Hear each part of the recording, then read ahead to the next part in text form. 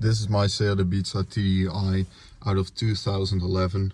I bought this thing a year ago, and whenever I drive this thing, you hear a annoying ticking noise coming out of the glove box, or actually behind the glove box. As you can see, the glove box is right over here.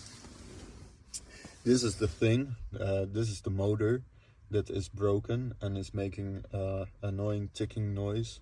Many of these Ibizas have this same problem. You can solve this by removing and replacing this motor. It's your air recirculation motor, so you can look online for another motor. Maybe when I turn on the ignition it will go. It's not enough.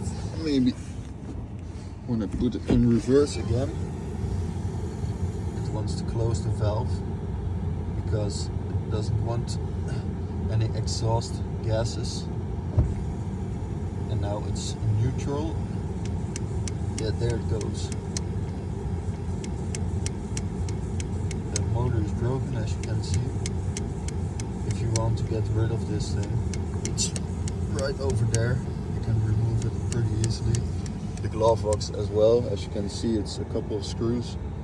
These screws, yeah, it's not that hard. Just get rid of this thing. It's awful to hear when you're starting your car and you hear tick tick tick tick. That's not how I want to drive my car. So if you found this helpful, just give this video a like, and if you need some more help, just let me know in the comments. Good luck.